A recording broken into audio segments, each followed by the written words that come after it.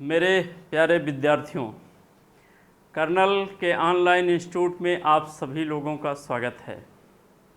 मैं पंडित अमरेश भट्ट आज मैं हिंदी विषय पर कुछ आपसे चर्चा करूंगा और उस टॉपिक पर चर्चा करूंगा जो पूरे स्वतंत्रता आंदोलन में एक उसकी भूमिका जो रही है वो बहुत ही महत्वपूर्ण रही है। तो हिंदी की भूमिका स्वतंत्रता आंदोलन में कैसे रही है, किस प्रकार से स्वतंत्र कराने के लिए हिंदी उसके साथ चली है, इसको हम आज लोग थोड़ा सा इसके बारे में हम अध्ययन करेंगे। जैसा कि अभी तक जितने भी पढ़ाया जा रहा है, जहाँ पर भी पढ़ाया जा रहा है, किताबें भी आप लोग पढ़े होंगे, लेकिन इस बात का फोकस जो है एक जगह समग्र रूप से कम किया गया है। तो हम ये चाहते हैं कि एक जगह समग्र रूप से इसको फोकस करें ताकि आपको ये समझ में आ सके कि हिंदी की भूमिका आखिर क्या है और हिंदी धीरे धीरे विकास करके यहाँ तक कैसे पहुँची है। तब अन्य हम बातें इसके बारे में करेंगे। तो आज हम जो है आपको जो टॉपिक लिया हूँ एक अलग टॉपिक है, लेकिन बहुत ही महत्वपूर्ण टॉपिक है और बहुत ही ज्ञानवर्धक टॉपिक है। इसको मैं समझता हूँ कि भारत के प्रत्येक नागरिक को जानना चाहिए, छात्र वर्ग ही नहीं बल्कि प्रत्येक नागरिक को इसका भान होना चाहिए, इसका ज्ञान होना चाहिए। तो आइए हम टॉपिक पर बढ़ते हैं। आज का जो टॉपिक लिया गया है वह है स्वतंत्रता आंदोलन में हिंदी की भूमिका, यानी हिंदी की भूमिका क्या रही है स्वतंत्रता आंदोलन में। आज हम इसी को पढ़ते हैं और इसी के बारे में समझते हैं। तो यहाँ पर अगर हम सबसे पहले बात करते हैं हिंदी की भूमिका क्या, वो भी स्वतंत्रता आंदोलन में, तो यहाँ पर सबसे पहले ये देखा जाता है कि आखिर हिंदी जो है यह कैसे आंदोलन की भाषा बनी। देखिए, जब हम गुलाम हो गए थे यानी गुलामी की जंजीरों में हम जकड़े हुए थे, तो गुलामी की जंजीरों में जब हम जकड़े हुए थे तो उस समय हमको ये नहीं समझ में आ रहा था कि हम कैसे स्वतंत्र हों। तो यहाँ पर जो बात हुई है, बात ये हुई कि इसके पहले जो संस्कृत तो शुरू से चलता था, फिर बीच में अरबी आया, फारसी आया, ये सब चलते थे। दिल्ली सल्तनत मुगल वंश में अंग्रेज़ों का आगमन हुआ, अंग्रेजी का कुछ बोलबाला हुआ, यानी हम गुलाम हो गए और गुलामी की जंजीर में हम जकड़ गए। अब यहाँ पर जो बात हुई वो बात ये हुई कि अब कैसे हम अंग्रेज़ों से स्वतंत्र हों, कैसे हम अपने ही देश में स्वतंत्र हो जाएं, हमको कोई रोक टोक न रहे, हम बंदिशें कब तक झेलेंगे। इसी को लेकर के मन में चल रहा था, सभी लोगों के मन में चल रहा था कि स्वतंत्रता कैसे मिले। तो वहाँ पर जो बहुत एक बड़ा वर्ग था, वो बहुत बड़ा वर्ग क्या है, हिंदी को समझने वाला था। तो हिंदी की भूमिका तो अपने आप सिद्ध हो जाती है, लेकिन ऐसा कुछ नहीं था कि हिंदी के लोग यानी हिंदी भाषी क्षेत्रों के लोग एकजुट हो सकें और वह पूरा जो है एक समूह बना करके और इसके खिलाफ आ सकें। कोई विचारधारा नहीं छपती थी, कुछ भी नहीं होता था। तो उसी समय एक समाचार पत्र का प्रकाशन होता है और वह समाचार पत्र का प्रकाशन होता है, पहली बार हिंदी में एक समाचार पत्र का प्रकाशन हुआ। वह हुआ 30 मई 1826 को। 30 मई 1826 को एक समाचार पत्र का प्रकाशन होता है और इस समाचार पत्र का नाम होता है उदंत मार्तंड। इसका नाम होता है उदंत मार्तंड। यानी उदंत मार्तंड का अर्थ क्या हुआ? उदंत मतलब होता है उगता हुआ, और मार्तंड का अर्थ होता है सूर्य। तो यानी इसका अर्थ हुआ उगता हुआ सूर्य।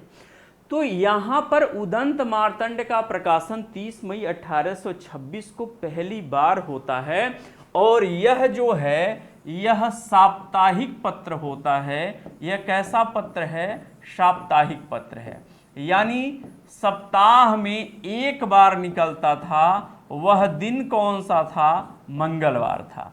यानी मंगलवार को पहली बार 1826 में पत्र का प्रकाशन होता है। अब यहाँ पर उदंत मार्तंड का जो प्रकाशन करते हैं, यानी इसके जो संपादक होते हैं, वो संपादक कानपुर के निवासी हैं। कानपुर के निवासी हैं, और उनका नाम है संपादक, इनका नाम है संपादक जी का पंडित जुगुल किशोर शुक्ल। पंडित जुगुल किशोर शुक्ल। अब इन्होंने इस पत्र का प्रकाशन किया, और इसमें तमाम विचारधाराओं का इन्होंने संकलन किया। यानी जुगुल किशोर शुक्ल जी ने क्या इस उदंत मार्तंड का प्रकाशन किए, और इन्होंने विचारधाराओं को, क्रांतिकारी विचारधाराओं को, उदारवादी विचारधाराओं को, अन्य विचारधाराओं को भी इसमें क्या किया? छपना प्रारंभ करवा दिया। अब यहाँ पर जब ये छपने लगा है, तो होता क्या है कि अब जब समाचार पत्र आता था, तो लोग आज की तरह तो है नहीं कि घर घर में समाचार पत्र आवे और लोग अपने अब में पढ़ लें। तो एक चौराहे पर या कहीं पर जहां दुकान पर आता था, वहां पर एक समूह इकट्ठा होता था, और अपनी अपनी बातों को वो लोग पढ़ते थे। तो यहाँ पर देखिए, जाकी रही भावना जैसी प्रभु देखी मूरत है तैसी, यानी जैसी भावना है वैसी ही आपको दिखाई देगा। तो हमारे अंदर जो भी रहेगा, यानी जो हम पढ़ना चाहेंगे, उसी समाचार पत्र में से वही हमको मिल जाएगा। आप कुछ और जानना चाहेंगे, आपको कुछ और मिलेगा। यानी जैसी दृष्टि रहेगी वैसा ही आपको मैटर मिल जाता है। तो यहाँ पर ये देखिए कि होता क्या है कि अब जो विचारधाराएं निकल करके आती हैं, उससे लोग प्रभावित होते हैं।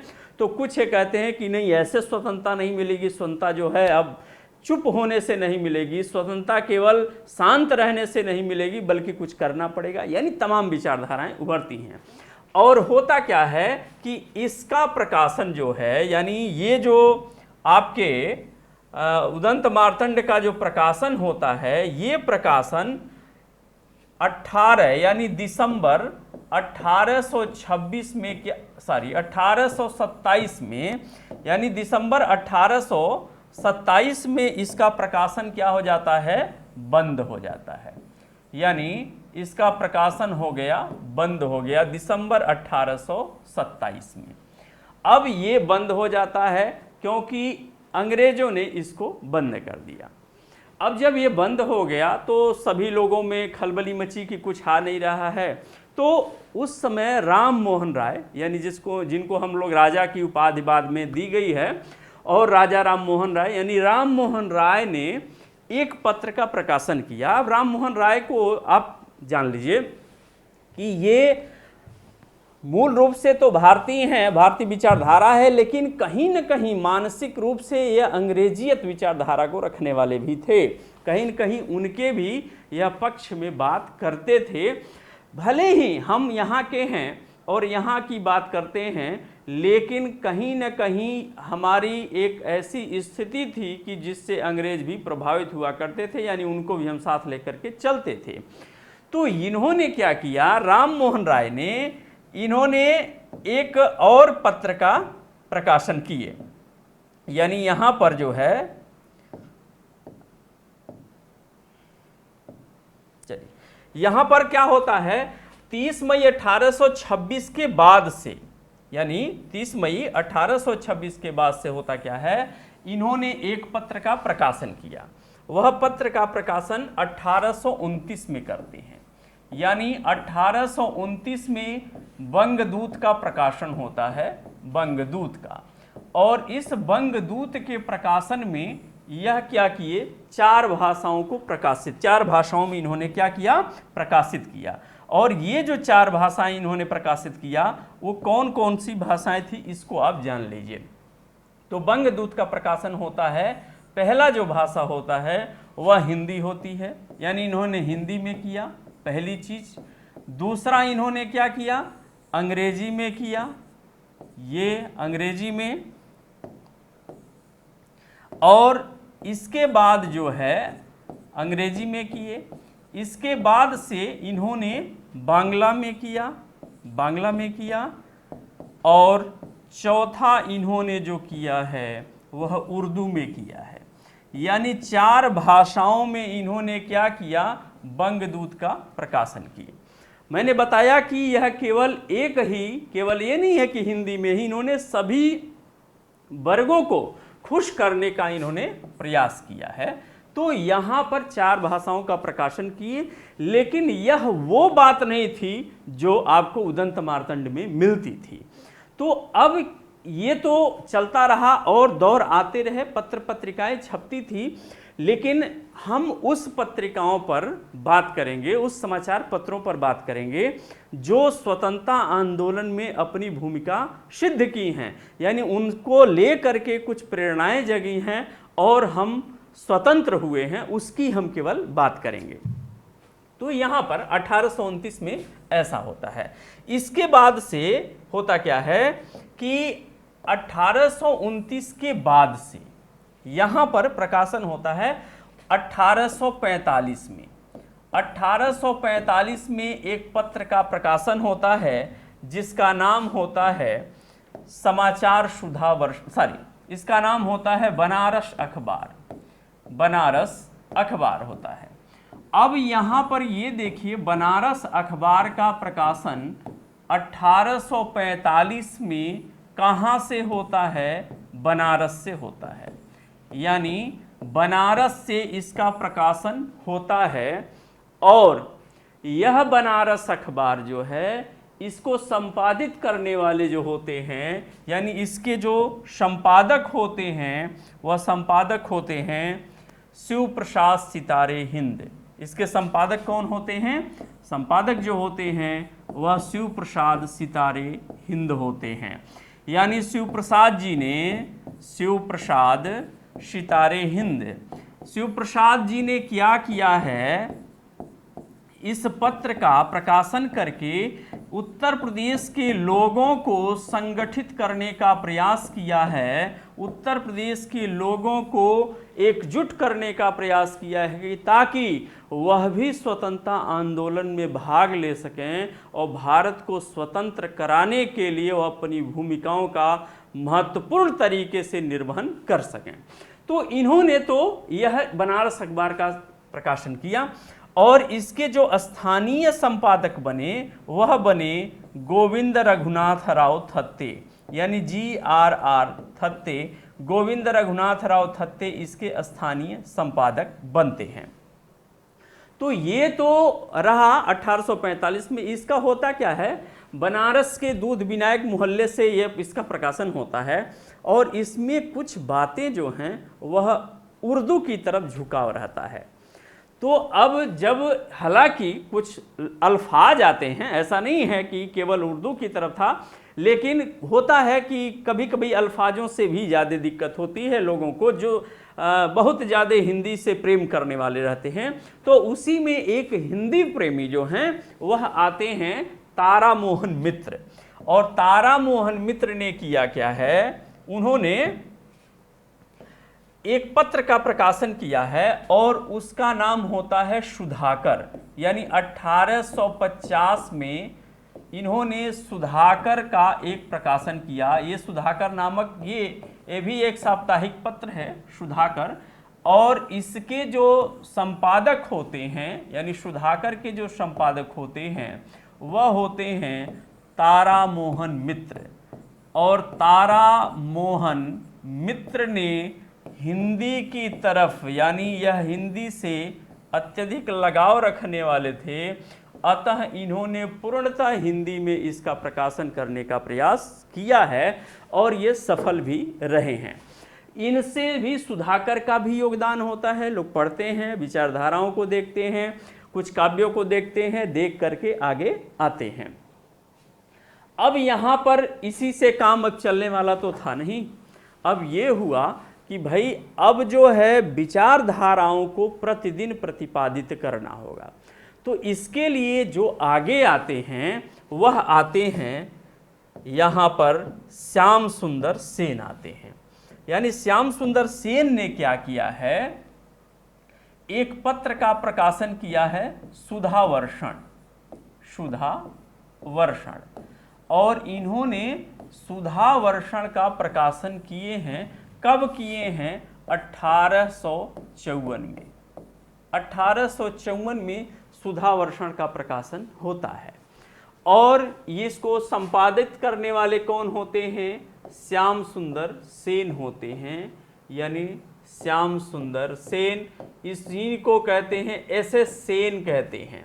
यानी एस.एस. सेन ने, श्याम सुंदर सेन ने कलकत्ता से इसका प्रकाशन करते हैं।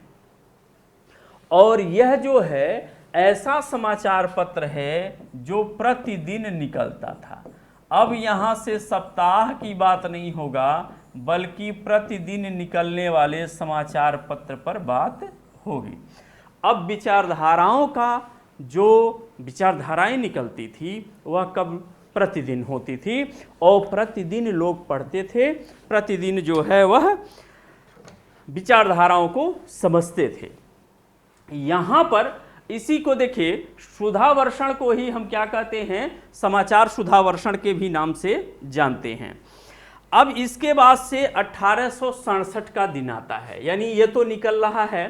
तो अब इसी को लेकर के अब एक पत्र का प्रकाशन होता है जो 1867 में होता है, जिसको निकालते हैं कवि वचन सुधा के नाम से।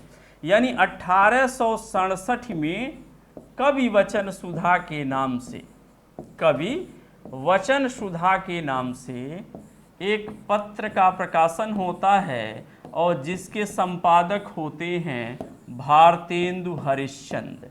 यानी भारतेंदु हरिश्चंद्र ने क्या किया है, कवि वचन सुधा का इसमें प्रकाशन किए हैं। अब यहाँ से कवि वचन सुधा जो है यह बहुत ही प्रभावशाली पत्र, समाचार पत्र होता है, पत्रिका होती है। इनाम ही है कवि वचन सुधा। पहले तो ये कविताओं में आती थी, फिर बाद में चल करके यह जो है इसमें गद्य भी शामिल किया गया। यानी इसका एक महत्वपूर्ण रोल होता है, इसका एक महत्वपूर्ण योगदान होता है, ताकि भारत के स्वतंत्रता आंदोलन में कवि वचन सुधा का बहुत बड़ा क्या है, योगदान है। यानी इसके बाद से कवि वचन सुधा जब ये निकला भारतेंदु जी का, तो इससे बड़ी इनको प्रसिद्धि मिले। तो इन्होंने ये सोचा कि कोई एक ऐसा वर्ग है जो अछूता रह जा रहा है, यानी कि हम उस अछूते वर्ग के लिए भी कुछ करें। हालांकि वह सबसे महत्वपूर्ण वर्ग है। तो भारतेंदु हरिश्चंद्र जी के मन में आया कि क्यों नहीं इस आंदोलन में जो एक वर्ग कटा है उस वर्ग की हम बात करें, उस वर्ग के लिए हम कुछ काम करें, ताकि वह भी आंदोलन में सक्रिय भागीदारी ले सके। तो वहाँ पर अब इनका जो दिमाग गया, इनका जो ध्यान गया वह गया महिलाओं पर। यानी इन्होंने महिलाओं के लिए जो है, महिलाओं के लिए, तो जो महिलाएं कटी हुई थी, जो महिलाएं क्या हैं, स्वतंत्रता आंदोलन से अभी क्या है, दूर थी, तो उनको इन्होंने लाने का प्रयास किया। और इन्होंने क्या किया, 1874 में, कब, 1874 में एक पत्रिका का प्रकाशन किए, जो मासिक पत्रिका थी बाल बोधिनी। उसका नाम था बाल बोधिनी। यानी बाल बोधिनी का इन्होंने क्या किया, प्रकाशन किया। और यह जो है मासिक पत्रिका थी, मासिक मतलब मंथली पत्रिका थी। अब इस मासिक पत्रिका का इन्होंने प्रकाशन किया। यह सिर्फ महिलाओं के लिए क्या थी? यह पत्रिका थी, यानी यह जो पत्रिका है वो महिलाओं के लिए पत्रिका है। अब महिलाएं स्वतंत्रता आंदोलन में क्या करेंगी? भागीदारी करेंगी, यानी स्वतंत्रता दिलाने के लिए, स्वतंत्रता की मुहिम में आने के लिए महिलाओं की भागीदारी क्या हुई? ज़्यादा से ज़्यादा सुनिश्चित हुई। तो इन्होंने उस वर्ग को शामिल करने का प्रयास किया है जो अभी कटा हुआ था, कहीं ना कहीं उतनी सक्रियता से काम नहीं कर रहा था जितना होना चाहिए। अब यहाँ से 1874 के बाद से महिलाएं भी धीरे धीरे पढ़ने लगी, उनके भी मन में उत्साह आने लगा और वो भी भूमिका का निर्वहन अपनी करने लगी। इसके बाद से जो आते हैं, इसके बाद से यहाँ पर यही कारवां नहीं रुकता है, बल्कि होता क्या है कि 1877 में, यानी 1877 में यहाँ पर 1877 में एक पत्र का प्रकाशन होता है, उसका नाम होता है हिंदी प्रदीप, यानी हिंदी प्रदीप का प्रकाशन होता है। और हिंदी प्रदीप का प्रकाशन कहाँ से होता है?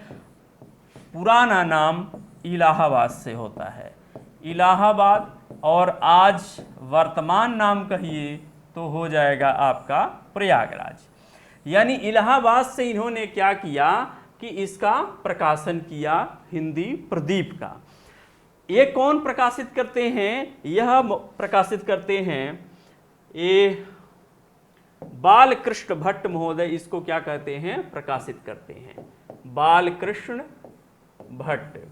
यानी इन्होंने हिंदी में इन्होंने ये देखा, बालकृष्ण भट्ट ने, यह कवि वचन सुधा जो भारतेंदु जी ने 1867 में जिसका प्रकाशन किए थे, इससे ज़्यादा वो प्रेरित थे और इन्होंने क्या किया कि इसका प्रकाशन किया और ये बहुत ही महत्वपूर्ण भूमिका का निर्वहन किया है। यानी हिंदी प्रदीप ने स्वतंत्रता दिलाने के लिए, इससे लोग काफ़ी जागृत हुए, यानी स्वतंत्रता को लेकर के जागरण की प्रस्तुति यहाँ पर 1877 में हिंदी प्रदीप के द्वारा भी होती है, जिसको बीके भट्ट जी ने क्या किया था? इसको प्रकाशित किया था, यानी संपादित किया था। अब यहाँ से 1877 के बाद से अभी तो अन्य पत्र पत्रिकाओं का प्रकाशन होता है, लेकिन अब यहाँ पर 1885 आ जाता है, वो दिन होता है 1885 का। और 1885 में आप ये जानते हैं कि क्या होता है, यानी 1885 में जैसा कि आपको विदित होता है, आपको जानकारी है कि 1885 में यहाँ पर कांग्रेस की स्थापना होती है। यहाँ पर किसकी स्थापना होती है? कांग्रेस की स्थापना होती है, कांग्रेस की स्थापना हो जाती है। और यहाँ से अब अपनी बातों का हम जो अपनी बात, अपनी विचारधाराओं को हम प्रतिदिन रखेंगे। देखिए, इसमें मैं आपको स्वतंत्रता आंदोलन में हिंदी की भूमिका की बात मैं कर रहा हूँ। इसमें कुछ ऐतिहासिक परिप्रेक्ष्य आएंगे, तो मैं उसी ऐतिहासिक परिप्रेक्ष्य को लूँगा जो हिंदी से रिलेटेड रहेंगे, यानी उन्हीं पर हम बात करेंगे। तो अब यहाँ पर जो है 1885 में कांग्रेस की स्थापना होती है और यहाँ से अब हम कहने लगते हैं कि अब हमारा प्रतिवर्ष हम अपनी मांगों को रखेंगे, प्रतिवर्ष अपनी विचारधाराओं को रखेंगे, कैसे हमारे अंदर क्या क्या हमारे ऊपर जुल्म हो रहे हैं, क्या क्या हमारे ऊपर जो है परेशानियां आ रही, इसको रख करके हम अपनी बात मनवाएंगे और हो सकेगा तो हम स्वतंत्रता आंदोलन, यानी जो हम स्वतंत्रता की तरफ भी आगे बढ़ेंगे। यहाँ पर ये तो बात होती है, लेकिन जो है 1885 के बाद से हर वर्ष बैठक होता है, लेकिन इस बैठक का बहुत ज़्यादा तो प्रभाव नहीं निकलता है, लेकिन फिर भी कुछ ना कुछ हमारा प्रभाव निकलता है। 1896 के कांग्रेस अधिवेशन में यानी 1896 का कांग्रेस अधिवेशन होता है और वह अधिवेशन होता है कलकत्ता में। अब यह कलकत्ता में एक गीत गाया जाता है। कलकत्ता में एक गीत गाया जाता है, किसके द्वारा? बंकिम चंद्र चटर्जी के द्वारा। यानी बंकिम चंद्र चटर्जी, जैसा ये नाम तो आपको सुना ही होगा, बंकिम चंद्र चटर्जी का बड़ा ही प्रसिद्ध नाम है बंकिम चंद्र चटर्जी। अब इन्होंने एक गीत गाया, क्या गाया?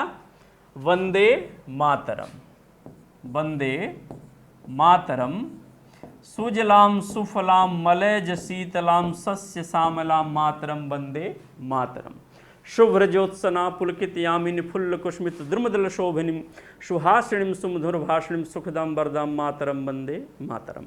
जो हमारा क्या बनता है, बाद में चल करके यही वंदे मातरम राष्ट्रगीत बनता है। क्या बनता है? राष्ट्रगीत बनता है। और यह वंदे मातरम किससे लिया गया है? आनंद मठ से लिया गया है। यानी बंकिम चंद्र चटर्जी की यह पुस्तक है आनंद मठ, इसी से हम क्या लेते हैं? इसी से हम वंदे मातरम को लेते हैं, जो हमारा राष्ट्रगीत बनता है। इसके बाद से आगे हम बढ़ते हैं और इसमें ये देखते हैं कि 1907 में होता क्या है? 1907 में सूरत का अधिवेशन होता है और इस सूरत के अधिवेशन में यहाँ पर जो कांग्रेस है वह टूट जाती है। अब यहाँ पर कांग्रेस दो भागों में टूटती है, एक गरम दल में टूटता है और एक नरम दल में टूटता है। यानी गरम दल और नरम दल की यहाँ विचारधारा आपको सामने आती है। तो गरम दल यानी कुछ लोग ऐसे होते हैं क्रांतिकारी विचारधारा को रखने वाले होते हैं और कुछ लोग ऐसे होते हैं जो उदारवादी विचारधारा के होते हैं। हर घर में होता है। जैसे मान लीजिए कि आप ही हैं, आपके 2 भाई हैं, 3 भाई हैं, 4 भाई हैं, तो आप अपने घर में भी देखेंगे तो कुछ भाई ऐसे होंगे कि जो हर एक बात पर वह गर्म हो जाते हैं, गुस्सा आ जाता है। कुछ ऐसे भाई होंगे बड़े सहनशील होंगे, वह बातों को सुनते हैं। तो हर एक घर में ये प्रवृत्तियां हैं गरम दल और नरम दल की, तो हर घर में ये पाई जाती है। तो ये तो पूरे देश का संचालन करना था, पूरे देश को स्वतंत्र कराना था, तो स्वाभाविक सी बात है कि ये तो होगा ही होगा। तो अब यहाँ दोनों एक साथ न चल के अब हम अपनी अपनी विचारधाराओं पर चलेंगे। लेकिन गरम दल और नरम दल ये भले ही विभाजित हुए, लेकिन उद्देश्य क्या रहता है इसका? स्वतंत्रता।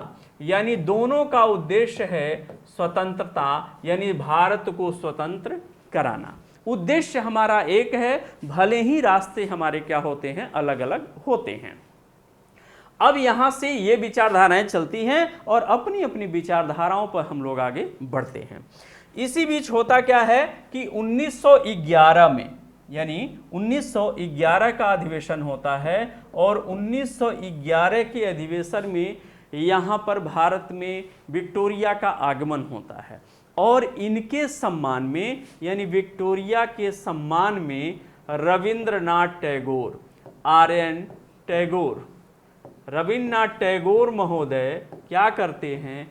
एक गीत गाते हैं और उस गीत का नाम होता है जनगण मन अधिनायक जय हे। जनगण मन अधिनायक जय हे, भारत भाग्य विधाता, पंजाब सिंध गुजरात मराठा द्राविड़ उत्कल बंद। आइए उस पर हम देख भी लेते हैं। यानी ये जो तिरंगा है यह बाद में हम लोग लहराते हैं। तो यहाँ पर आप ये देखेंगे कि जनगण मन अधिनायक जय है। मूलतः जब हम जाएंगे, चूंकि भारतीय परिवेश में हम काम कर रहे हैं, भारतीय हैं, तो निश्चित तौर पे हम भारतीयों के लिए ही बात करेंगे। लेकिन कहीं ना कहीं से यह जो गीत है वह अंग्रेजों के प्रति समर्पण है, अंग्रेजों की बात करता है कि जनगण मन अधिनायक जय हे, भारत भाग्य विधाता, हे भारत के भाग्य विधाता, हम सभी लोग आपको मन से, सभी जनताएं मन से आपको अधिनायक मानती है, अपना सब कुछ मानती है। यानी सब पंजाब सिंध गुजरात मराठा हर जगह के लोग इन्होंने पूरा जोड़ा है और जोड़ करके पूरी जनगणना आप पूरी जो है राष्ट्रगान आपको याद होगा। अब देखिएगा तो अंग्रेजों को समर्पित है और अनेक पदों में है, लेकिन उसका एक पद ही हम लिए हुए हैं। तो यहाँ पर फिलहाल जो भी हो, हम इसको क्या करते हैं, राष्ट्रगान के रूप में अपने यहाँ अपना लेते हैं। यानी इसको हम किस रूप में अपनाते हैं, राष्ट्रगान के रूप में यहाँ पर अपना लेते हैं। अब यहाँ पर हम राष्ट्रगान का बाद में चल करके हमारा राष्ट्रगान हो जाता है, जिस पर जो है हम काम करते हैं। यहाँ पर ये देखिएगा 1911 में रविन्द्रनाथ टैगोर इनको यह गीत गाते हैं, जनगण मन। अब यहाँ पर देखिए 1913 जब आता है तो 1913 में होता क्या है, यानी 1913 में रविन्द्रनाथ टैगोर को गीतांजलि पर, गीतांजलि यानी इसी को हिंदी में आप लोग गीतांजलि पढ़ते हैं, जो बांग्ला में जो है गीतांजलि पढ़ा जाएगा, गीतांजलि पर नोबेल मिल जाता है। अब यहाँ पर देखिए, यहाँ पहली बार ऐसा होता है कि हिंदी साहित्य पर नोबेल पुरस्कार प्राप्त हो जाता है। यानी गीतांजलि पर जो है नोबेल साहित्य जो है 1913 में पहली बार हिंदी साहित्य पर प्रदान किया जा रहा है। आज कितनी कठिनाई है हिंदी साहित्य पर नोबेल प्राप्त करने के लिए। वर्तमान समय में हम स्वतंत्र हो गए हैं, विचारधाराएं भी स्वतंत्र हो गई हैं, सब कुछ लेखन कार्य भी बहुत अच्छा चल रहा है, लेकिन फिर भी जो है हमको नोबेल नहीं मिल रहा है। बहुत ही ज़्यादा प्रयास करना पड़ रहा है, फिर भी नहीं हो रहा। और इन्होंने 1913 में ही प्राप्त कर लिया। तो कहीं न कहीं से ये तो निहित है कि कहीं न कहीं से अंग्रेजों के प्रति इनका लगाव था, इनका जुड़ाव था, उसका ये परिणाम हुआ, इनको पुरस्कार के रूप में यहाँ पर मिला। फिलहाल जो भी है हम उस पर नहीं जाते हैं, ये हमारे पूजनीय हैं और इन्होंने बहुत सारा प्रयास किया है भारत को स्वतंत्र कराने के लिए बाद में चल करके। तो इस योगदान को भी हम नहीं भूलते हैं। तो ये होता है, चलता है और वह राष्ट्रगान बनता है, बहुत ही अच्छा कार्य है और इनको हम नमन भी करते हैं। 1913 में, उसके बाद से 1923 में होता क्या है, 1923 में मतवाला का प्रकाशन होता है।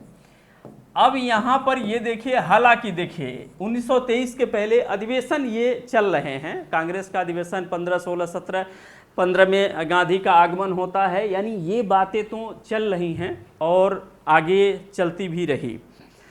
लेकिन हम हिंदी की भूमिकाओं का निर्वहन कर रहे हैं, इसलिए हम आपसे इस बात को बता रहे हैं कि 1923 में जो है मतवाला का प्रकाशन होता है।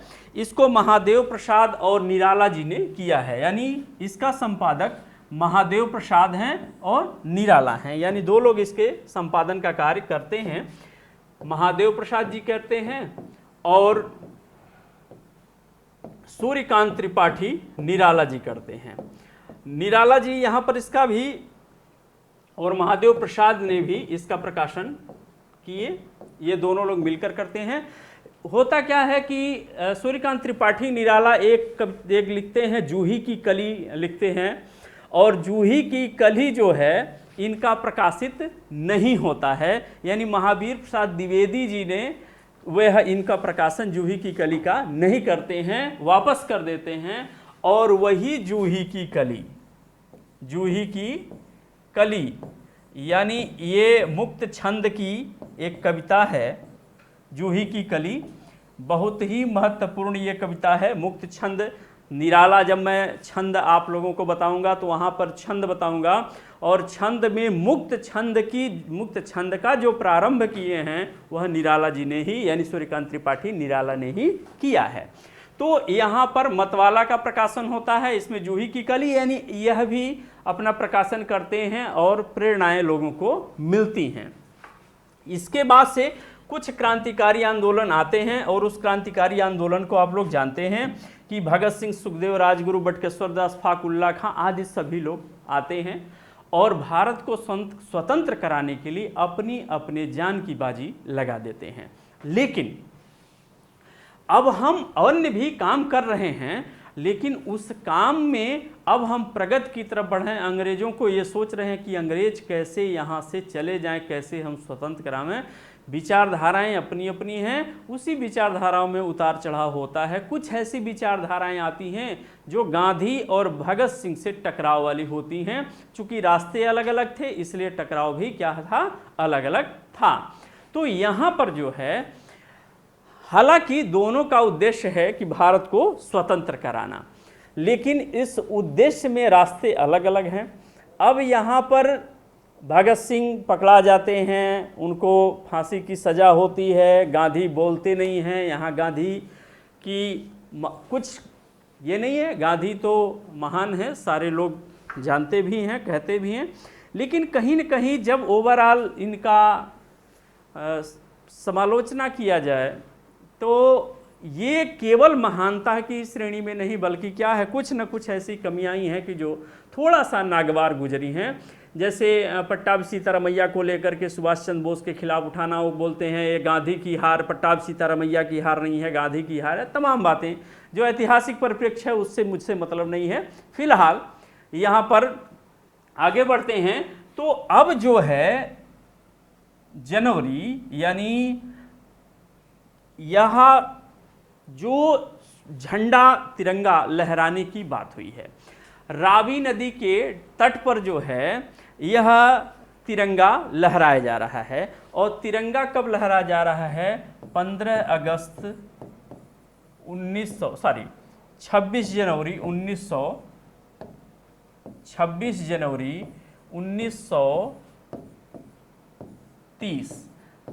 जनवरी 1930 को यह तिरंगा लहराया जा रहा है रावी नदी के तट पर। अब यहाँ पर पहली बार तिरंगे का संकलन हुआ। वह तिरंगा का अलग अलग रूप था। तिरंगा में कई प्रकार के हैं, तो मूल रूप से आज जो तिरंगा है वही नहीं था, इसमें कुछ संशोधन हुए हैं बाद में चल करके। तो 26 जनवरी 1930 को यह तिरंगा रावी नदी के तट पर लहराया जाता है और यहीं से 26 जनवरी को स्वतंत्रता दिवस मनाया जाता है। यानी 26 जनवरी को क्या मनाया जा रहा है? स्वतंत्रता दिवस मनाया जा रहा है।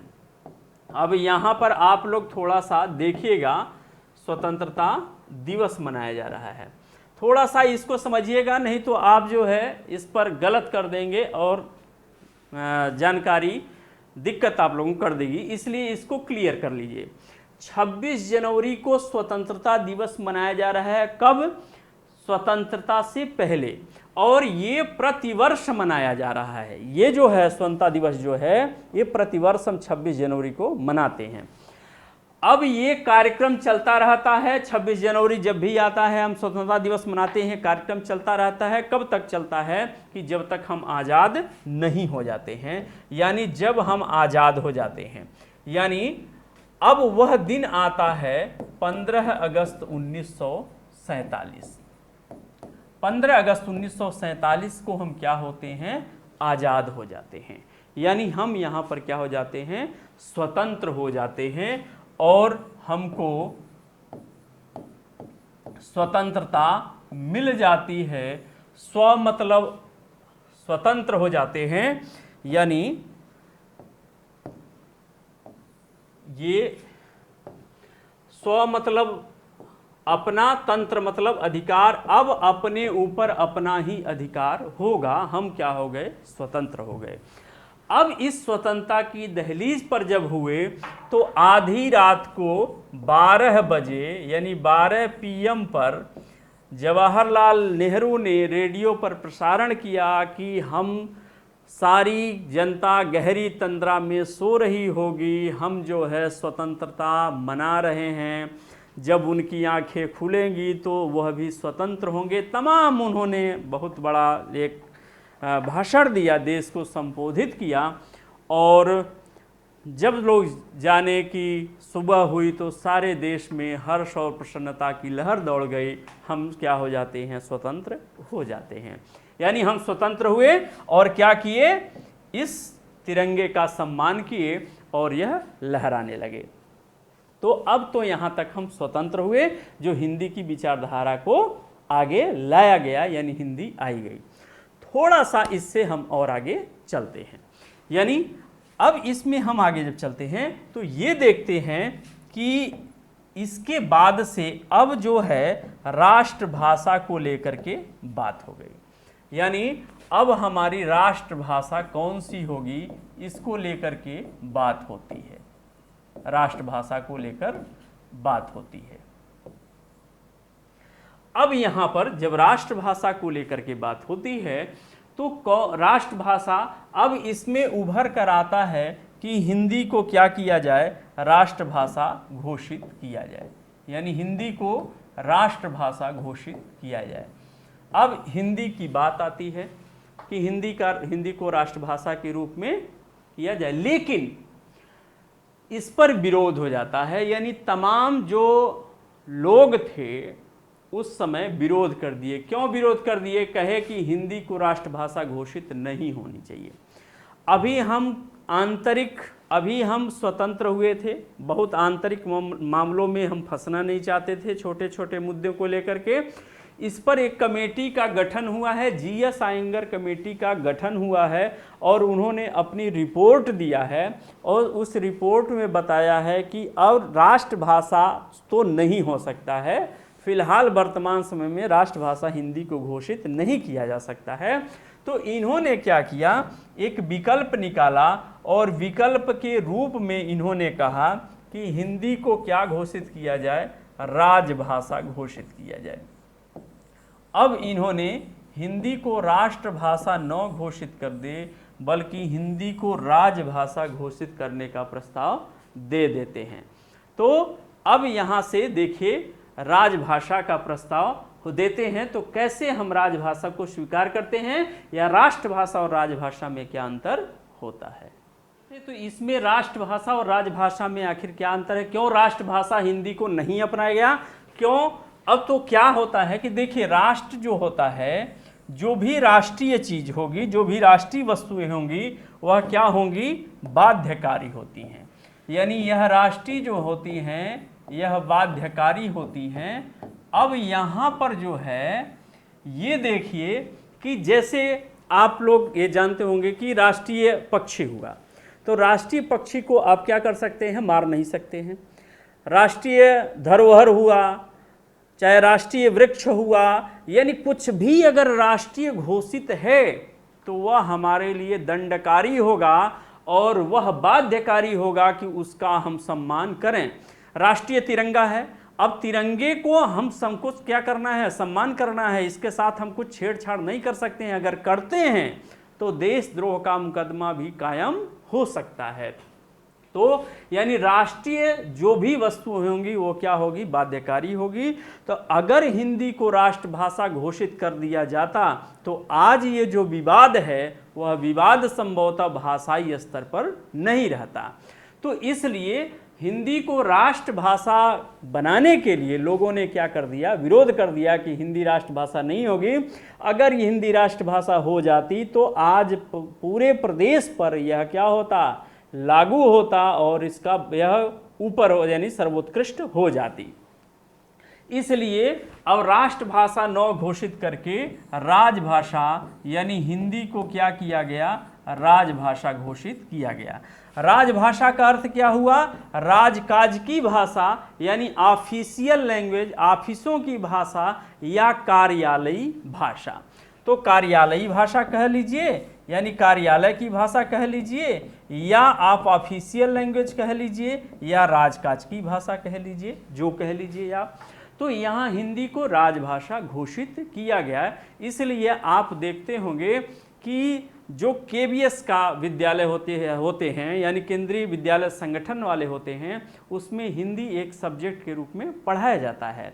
तो अब वह हिंदी चाहे वह मणिपुर में पढ़िए या उड़ीसा में पढ़िए या महाराष्ट्र में, तमिलनाडु, चेन्नई, कहीं पर पढ़िए, हिंदी को हिंदी के रूप में ही पढ़ाया जाएगा और हिंदी का टीचर ही पढ़ाएगा। क्यों? क्योंकि ये राजभाषा है। तो यहाँ पर अब हिंदी राजभाषा घोषित हुई। अब इसको क्या किया गया, संविधान के भाग 17 के अंतर्गत यानी संविधान के भाग 17 के अंतर्गत, भाग 17 के अंतर्गत अनुच्छेद 343 से लेकर के 351 के बीच में हिंदी को क्या कर दिया गया, राजभाषा घोषित कर दिया गया और कहा गया हिंदी हमारी राजभाषा है जिसकी लिपि देवनागरी है। ऐसा संविधान में क्या हुआ, वर्णन हुआ। और ये वर्णन कब हुआ, 14 सितंबर 1949 को ऐसा होता है। 14 सितंबर 1949 को होता है। इसलिए प्रत्येक वर्ष 14 सितंबर को हम क्या मनाते हैं, हिंदी दिवस के रूप में मनाते हैं। यानी प्रत्येक वर्ष हम 14 सितंबर को हम क्या मनाते हैं, हिंदी दिवस के रूप में मनाते हैं।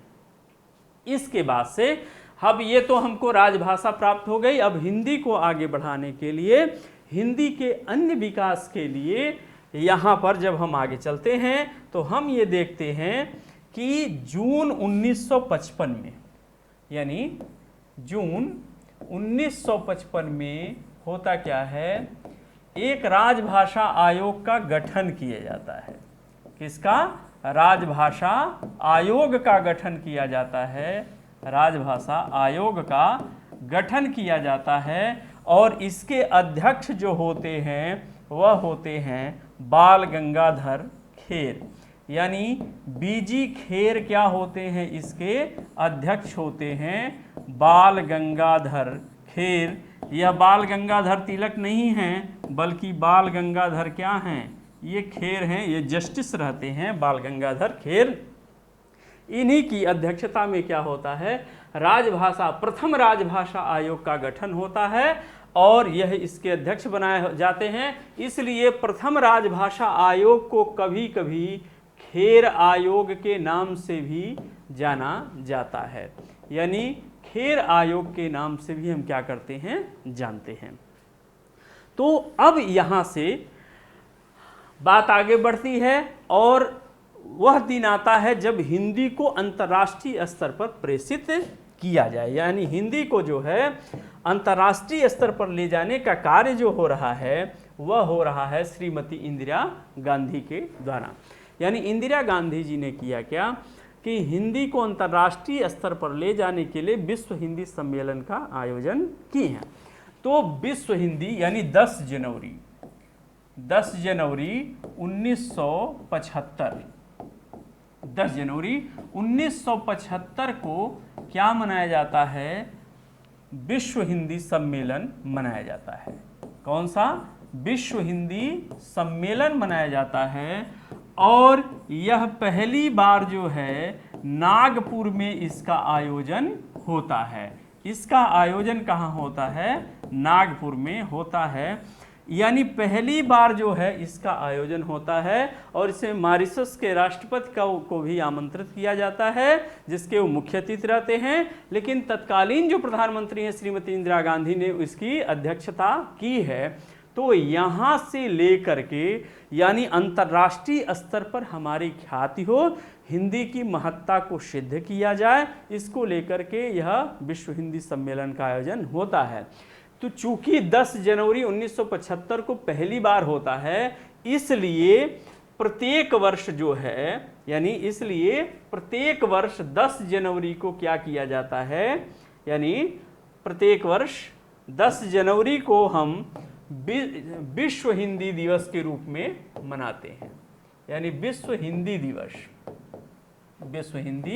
दिवस के रूप में मनाते हैं। यहाँ पर ये देखा जाए, विश्व हिंदी दिवस के रूप में हम क्या करते हैं, मनाते हैं। तो अगर ये पूछा जाए कि हिंदी दिवस कब मनाया जाता है, तो आपको मैंने बताया 14 सितंबर को हम क्या मना रहे हैं, हिंदी दिवस, और 10 जनवरी को हम क्या मना रहे हैं, विश्व हिंदी दिवस मना रहे हैं। 10 जनवरी विश्व हिंदी दिवस के याद में, 14 सितंबर हिंदी को राजभाषा के उपलक्ष्य में हम क्या इसको मना रहे हैं। और तब से लेकर के विश्व हिंदी सम्मेलन का आयोजन होता रहा है। हालांकि ये फिक्सेशन नहीं है कि कितने वर्ष बाद होगा, लेकिन प्रायः जो है ये 3 वर्षों के बाद इसका सम्मेलन होता है। तो अब जो है अभी जो सम्मेलन हुआ है, जो लेटेस्ट सम्मेलन हुआ, वह सम्मेलन हुआ अभी अगस्त 2018 में इसका सम्मेलन हुआ है। अगस्त 2018 में इसका सम्मेलन हुआ और वह सम्मेलन 2018 में यह सम्मेलन हुआ है। जो कौन सा सम्मेलन था? 11वां सम्मेलन था, यानी 11वां सम्मेलन था और ये हुआ है मॉरिशस में, यानी मॉरिशस में इसका सम्मेलन हुआ है, जो 11वें सम्मेलन के रूप में इसको हम क्या करते हैं, जानते हैं। तो ये जो है हमारे यह सम्मेलन होते हैं और अभी तक ये कंटिन्यू बरकरार हैं। तो अगला भी अब सम्मेलन होगा, यानी यहाँ से लेकर के अब हम क्या कर रहे हैं, हिंदी को यूएनओ में भी बात कर रहे हैं, मांग कर रहे हैं कि हिंदी को राजभाषा, हिंदी को अंतर्राष्ट्रीय भाषा के तौर पर, प्रसिद्ध भाषा के तौर पर इसको यूएनओ की भाषा भी बनाई जाए और हम इसमें लगातार प्रयास कर रहे हैं। तो आशा भी है कि वह दिन जल्द ही आवे जब हिंदी यूएनओ की भी भाषा बन जाए। तो आशा यह करते हैं कि आप लोगों को ये जो है स्वतंत्रता आंदोलन में हिंदी की भूमिका कैसे है, ये जो टॉपिक है ये समझ में आ गया होगा। तो एक बार इसको पुनः देख लीजिएगा। एक बहुत ही इंटरेस्टिंग टॉपिक है, बहुत ही जानकारी वाली टॉपिक है और प्रत्येक भारतीय को, प्रत्येक नागरिक को इसकी जानकारी होनी चाहिए। तो चलते हैं, अब जो है नेक्स्ट वीडियो पर इसी के आगे हम मिलेंगे। तो देखा जाता है क्रमबद्ध तरीके से आगे हम लोग बढ़ेंगे। तो तब तक के लिए ढेर सारी शुभकामनाएं। जय हिंद।